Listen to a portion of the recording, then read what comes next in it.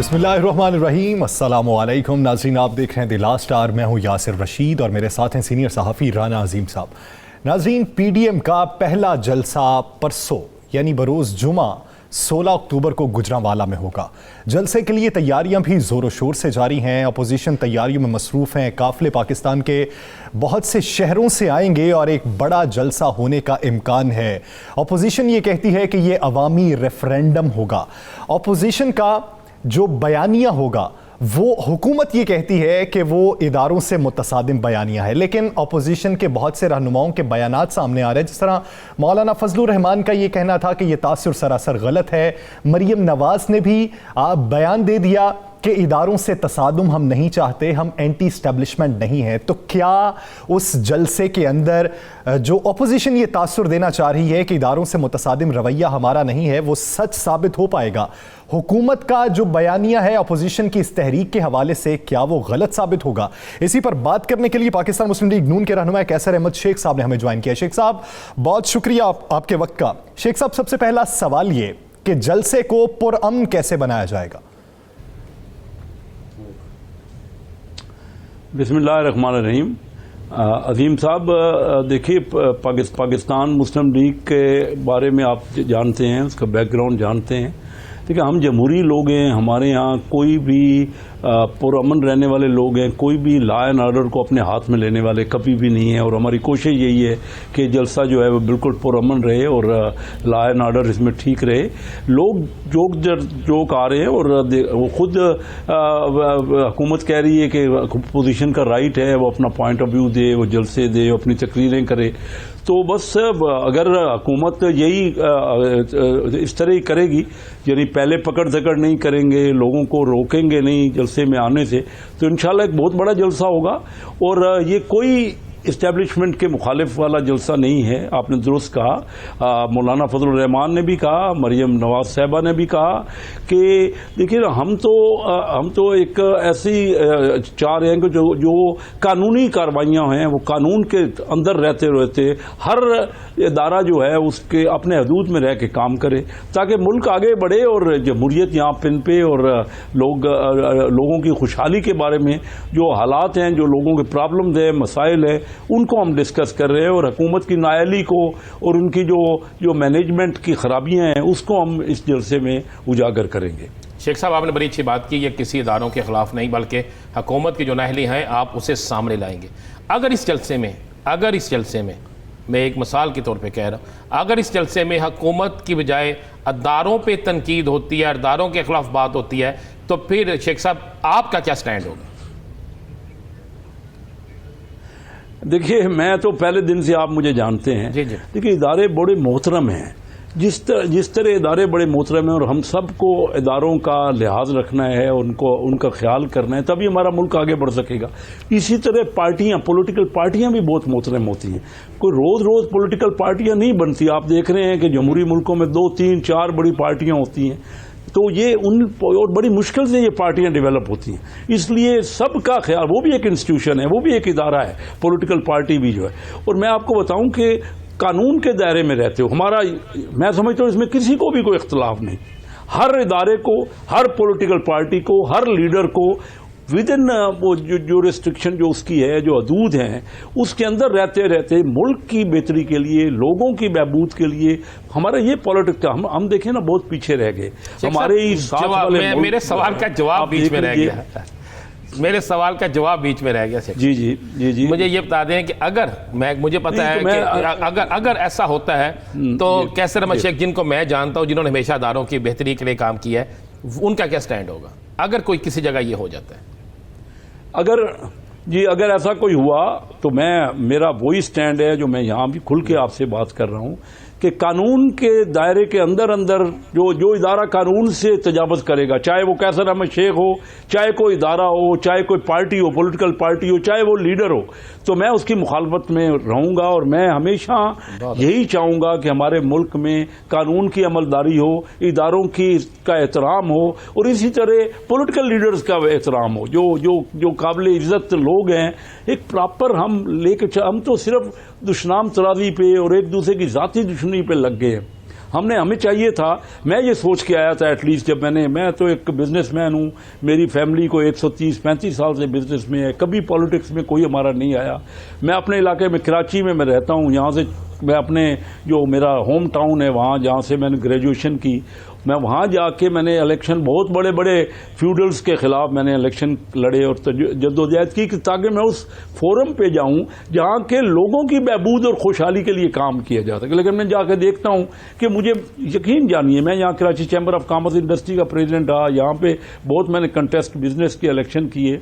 मुझे वहाँ इसलिए जाना पड़ा कि वो जब तक उस फोरम पे हम जाके बात नहीं करें तो हम लोगों के लिए, देखें ना, मुल्क हमारे चाइना देखते देखते 70 करोड़ लोग गुर्बत से निकल गए। और मैं इसलिए चाइना की मिसाल दे रहा हूँ कि मैं 1972 से लेके हम लोग यानी बिजनेसमैन, मैं खुद अपनी बात करता हूँ, 72 से लेके 89 तक को 50-60 बार चाइना गया और वहां उनसे देखा, उन लोगों ने तो बिजनेस हम पाकिस्तानियों से सीखा है। आज वो अवाम की फलाह व बहबूद के लिए काम करते हैं। एक अवामी नुमाइंदे का ये फर्ज होता है कि जब अवाम उसे मुंतखब करे तो वो फिर उनकी फलाह व बहबूद के लिए काम करे। शेख रशीद साहब का आज एक बयान सामने आया, उनका ये कहना था कि पाकिस्तान मुस्लिम लीग नून की पाकिस्तान में सियासत खत्म हो चुकी है। साथ ही साथ उनका यह भी कहना था कि ये सारी अपोजिशन भी मिलकर इमरान खान के एक मीनारे पाकिस्तान के जलसे जितने लोग इकट्ठे नहीं कर सकेंगे। इस पर क्या कहेंगे?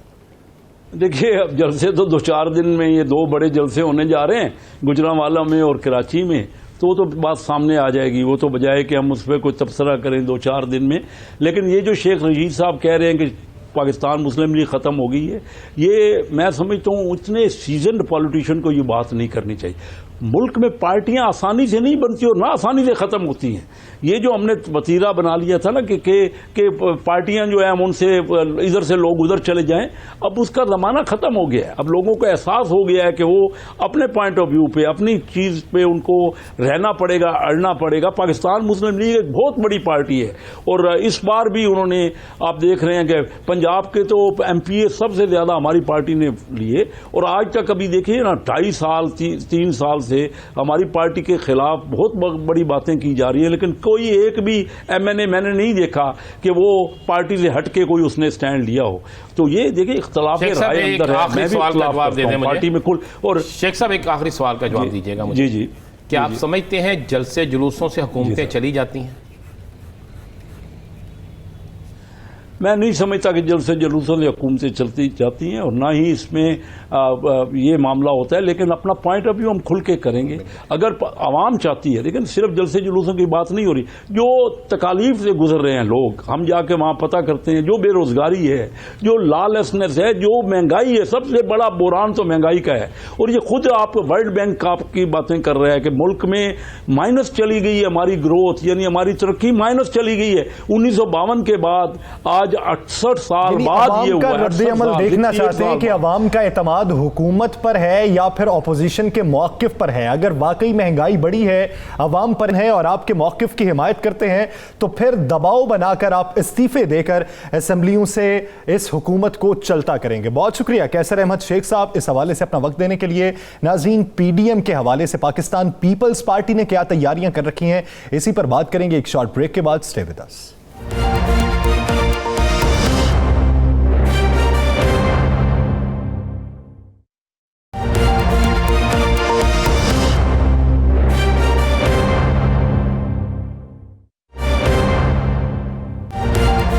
Welcome back.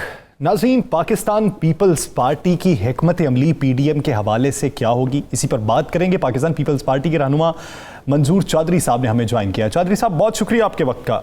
चौधरी साहब, पीपल्स पार्टी के लिए तहरीक में शिरकत एक तो PDM की मेंबर जमात होने की हैसियत से है, लेकिन अगर पंजाब की बात करें तो पंजाब में पॉलिटिकल रिवाइवल की भी ज़रूरत है। तो पॉलिटिकल रिवाइवल के हवाले से हिकमत अमली क्या कुछ मुख्तलिफ होगी as a Pakistan Peoples Party? देखिए, रिवाइवल तो हो चुकी। मैं अभी मंडी बहाउद्दीन हूँ। हर जगह पे पीपल्स पार्टी इस न्याजी हुकूमत को, इस फाशिस्ट तस्कंडों को पाकिस्तान पीपल्स पार्टी फ्रंट पे जाकर रेजिस्ट कर रही। अभी मैं हाफिजाबाद आया था, हमारी एक मीटिंग थी जलसे के सिलसिले में, तो वहाँ पे पुलिस आई है। हमारे यहाँ से आए हैं, सारी कुर्सियाँ और सब कुछ उठाकर ले गए। जो डिस्ट्रिक्ट प्रेसिडेंट आसफ बशीर भागट, उनकी को घर के अंदर दाखिल होकर गिरफ्तार करके ले गए। एक उनके घर के साथ डेरा है, वहां से नहीं बल्कि घर की चादर चार दीवारी को पामाल किया। फिर हमने ये फैसला किया कि हम वहां पे मीटिंग अगर यहाँ पे नहीं करने देते तो हम थाने के आगे करेंगे। हम फिर थाने गए सारे, हमने वहां पे फिर मीटिंग की है। हमने कहा कि हम आ गए कमरजुबान कायरा साहब की क़यादत में, मैं भी था वहां पे, बाकी सारे भी हमारे उम्मीदवार थे। हमने कहा कि हम आप अगर आप कर सकते हैं। मैंने पूछा, जब मुझे रोका तो मैंने पूछा क्यों नहीं मुझे जाने दे रहा। कहने लगे कि ये SOP जो है वो कोरोना SOP के तहत उस पर अमल दरामद नहीं हो रहा। तो मैंने कहा एक पुलिस वाले ने मास्क नहीं लगाया हुआ और मैंने मास्क लगाया हुआ है, आप में से किसी एक ने मास्क नहीं लगाया हुआ। तो ये चीजें ऐसी हैं जो मुझे तो लगता है कि हमें सोए हुए को जगा दिया है पाकिस्तान पीपल्स पार्टी को इन्होंने। तो पाकिस्तान पीपल्स पार्टी तो है ही रेजिस्टेंस की पार्टी, जितनी रेजिस्टेंस ये हमें देंगे उतना हम ताकत के साथ उभरेंगे। हमने कह दिया है, ये लोगों को लिखवा रहे हैं, मीटिंग की है ट्रांसपोर्टर्स की, ट्रांसपोर्टर्स ना दें टैक्सी यूनियन वालों को, कि टैक्सी कारें भी किराए पे ना दें, तमाम फ्लैक्सेस वालों को उठा कर ले गए और उनको यहाँ पे ये उनसे लिखवा रहे हैं कि कोई पॉलिटिकल मटेरियल नहीं होगा। इस तरह से तो ज़ियाउल्लत के दौर में भी नहीं होता था जैसे ये कर रहे हैं। तो जो साहब बिलावल भुट्टो साहब जो हैं वो लाला मूसा से आएंगे जुलूस की शक्ल में। नहीं देगा चौधरी मंजूर साहब, आपका मरकजी जुलूस तो लाला मूसा से आएगा ना इस जलसे में शिरकत के लिए? जी जी जी जी।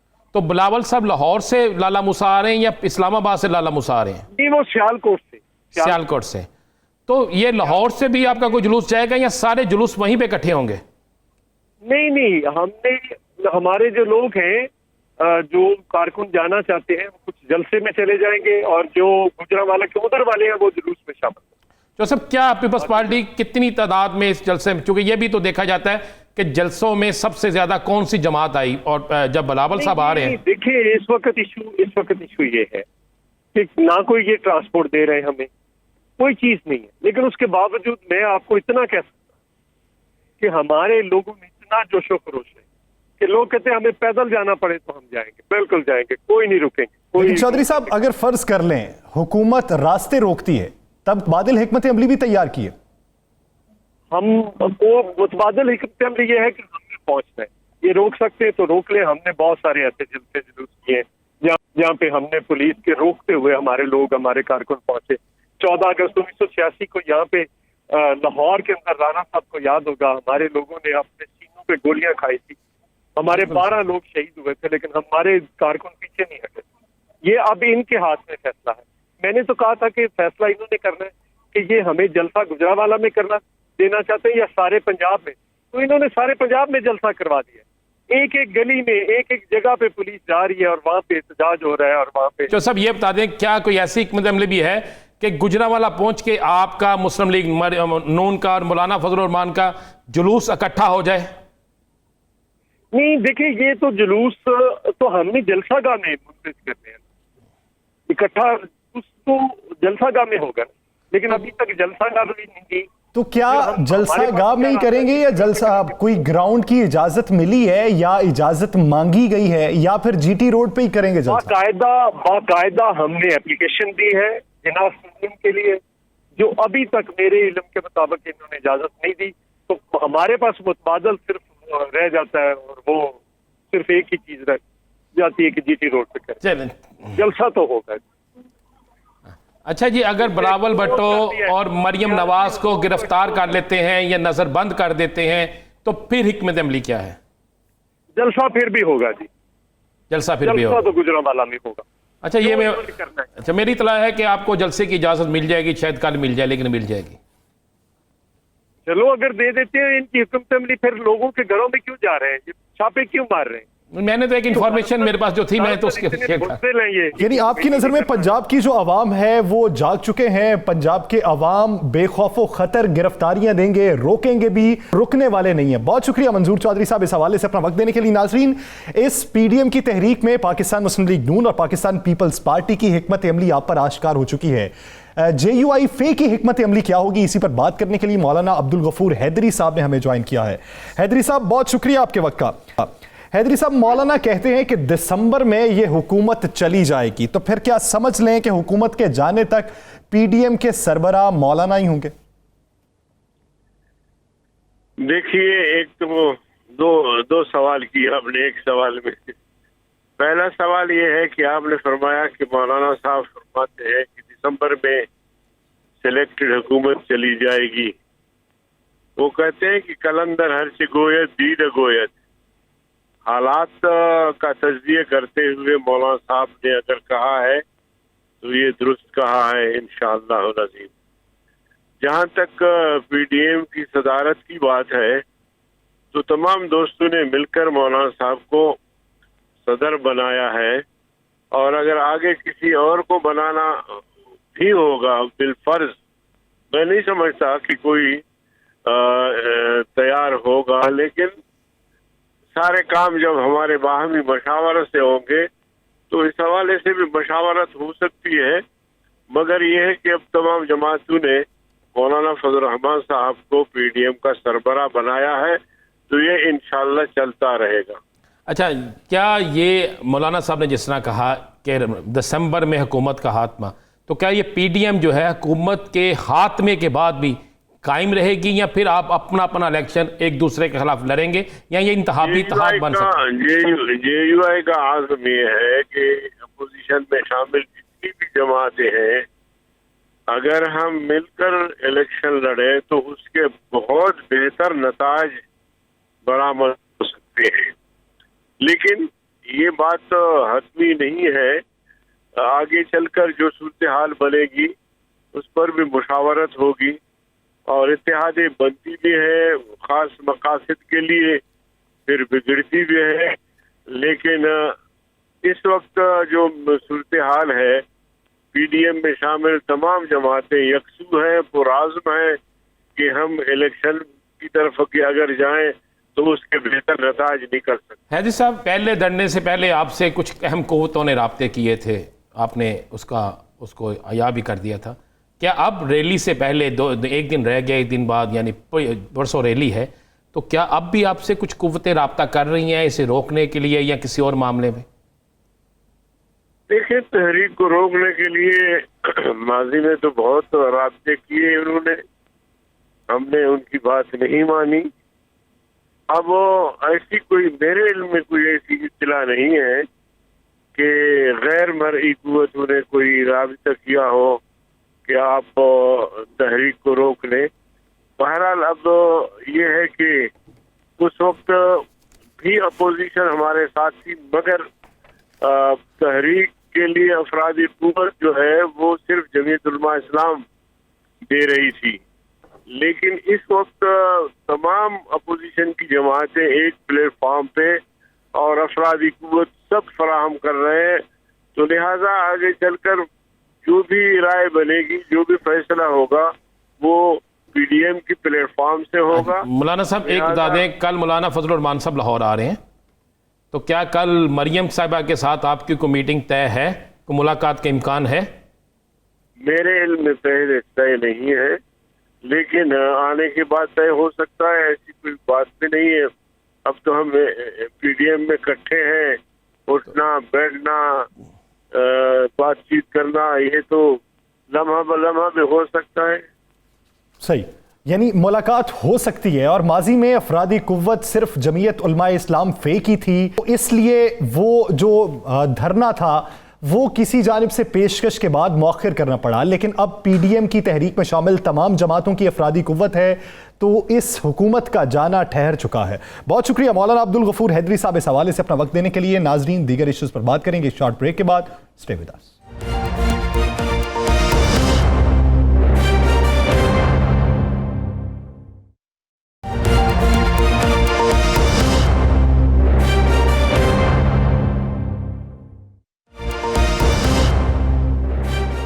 Welcome back.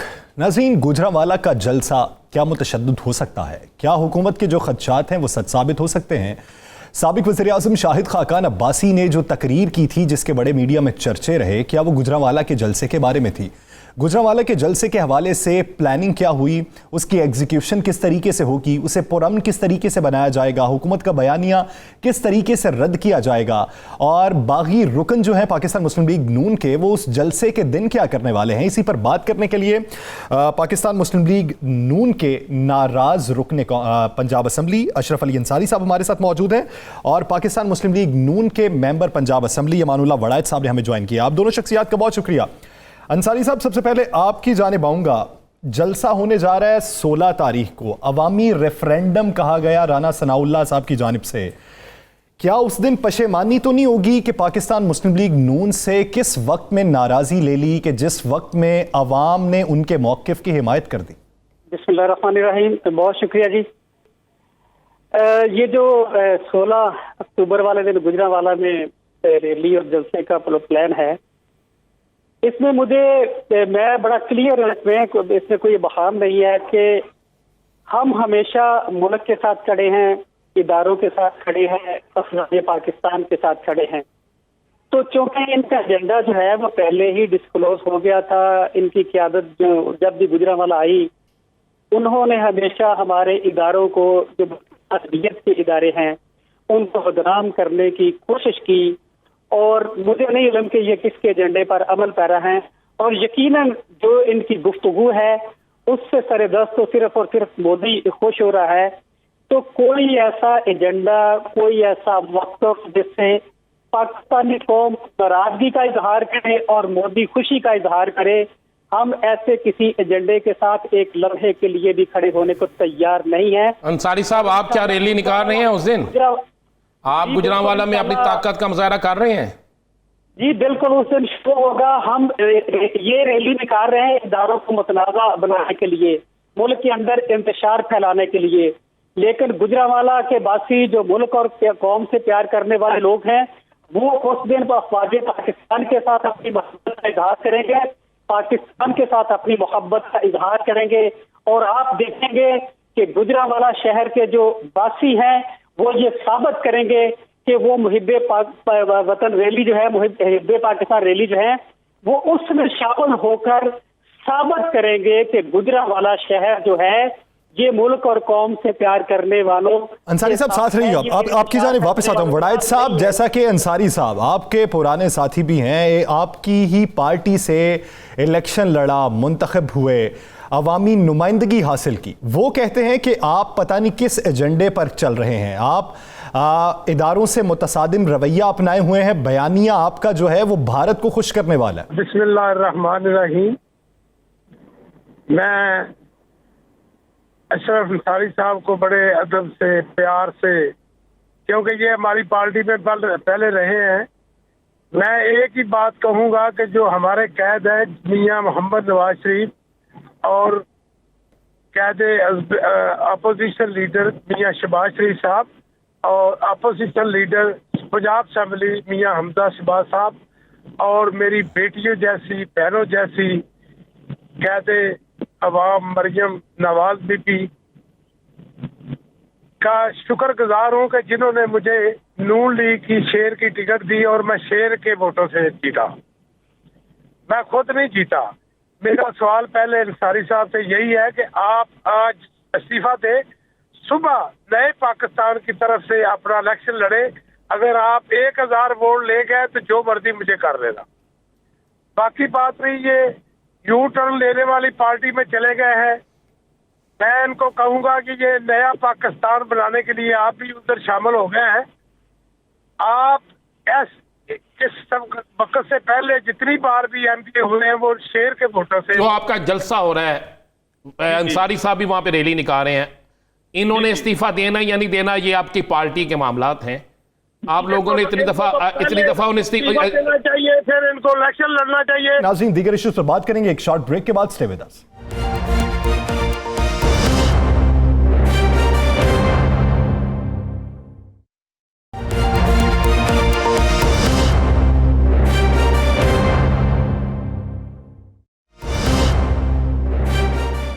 Welcome back.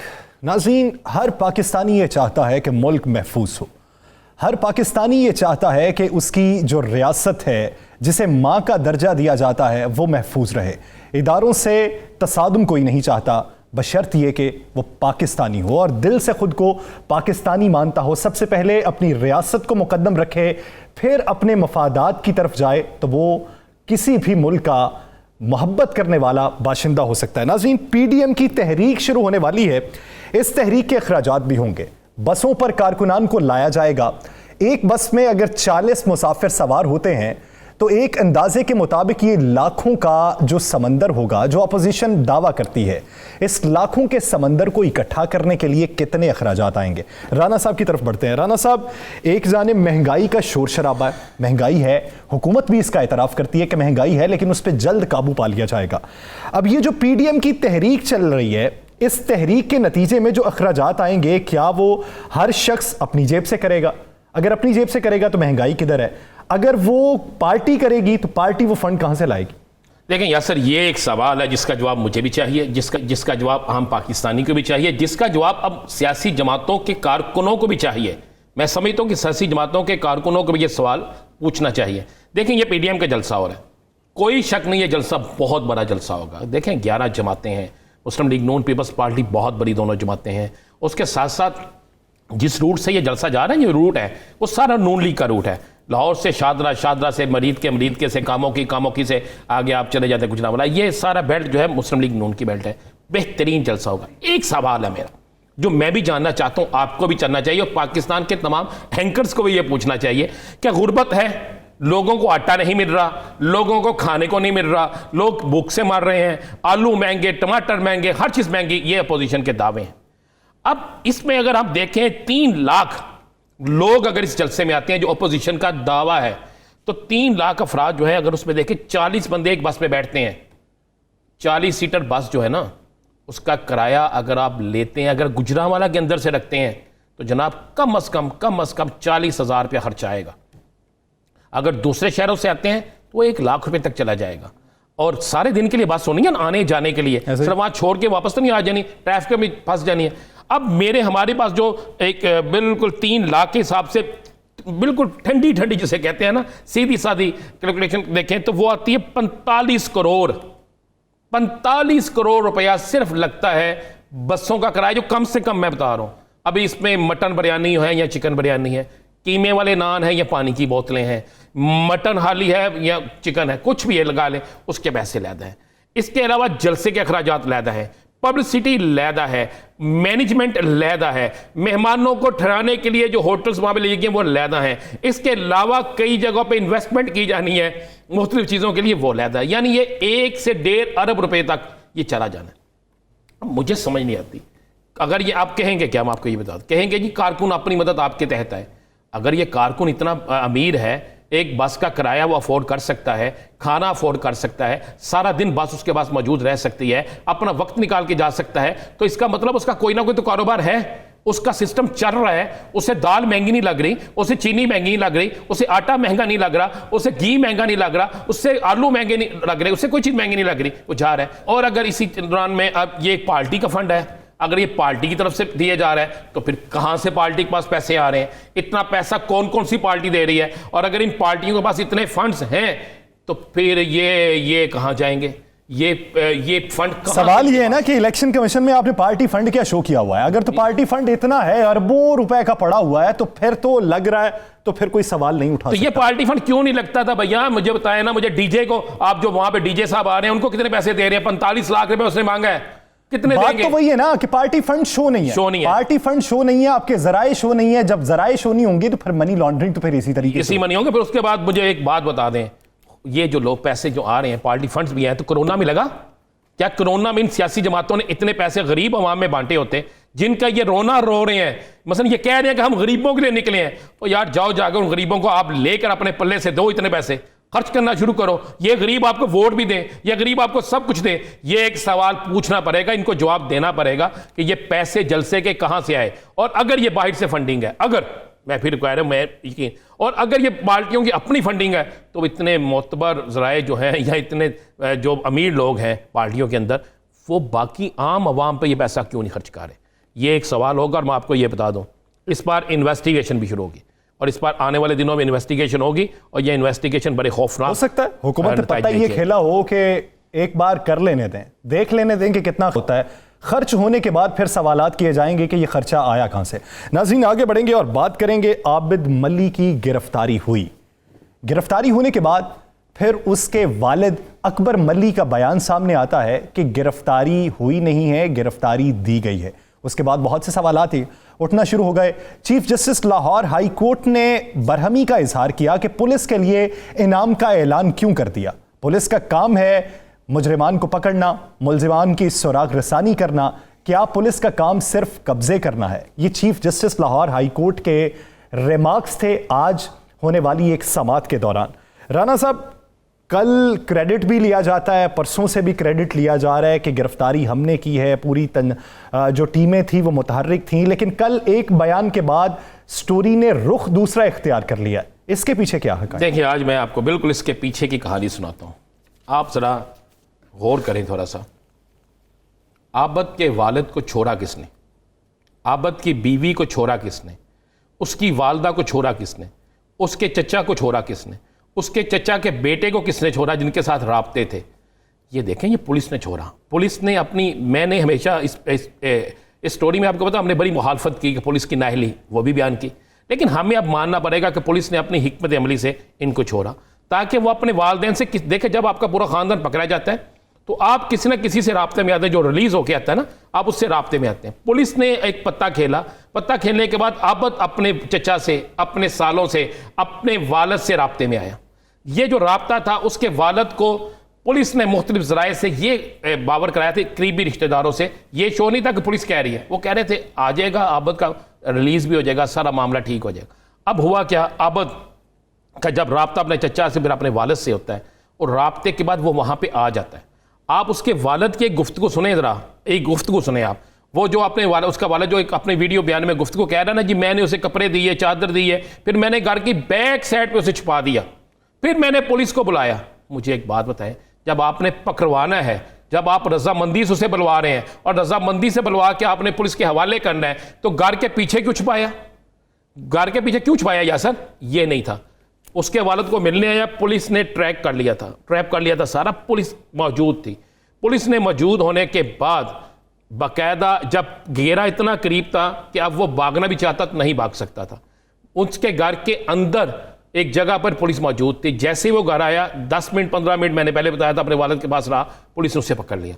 जब पुलिस ने उसे पकड़ लिया, पुलिस पकड़ के ले जाने लगी तो उसके वालिद ने कहा जनाब मेरा घर। अब हो क्या रहा है, क्योंकि पहले इसी आबद को पैसे देकर छुड़ाया था इसके वालिद ने, ये आपको मैं कन्फर्म बता रहा हूँ। इसके वालिद ने पहले पैसे दिए थे जो ऑन रिकॉर्ड है, जब ये 4,60,000 रुपया दिया गया था, तकरीबन 50 या 60,000 वो इसके वालिद ने दिया था और इसके वालिद ने देने के बाद इसे छुड़ा लिया था। अब भी इसे यकीन था कि मेरा वालिद मुझे छुड़ा लेगा। अब ये सारा जो एक शोर मचा है वो इसलिए मचा है कि ये चाहते हैं कि 25 लाख जो उसकी प्राइस रखी है वो उसके बाप को मिल जाए।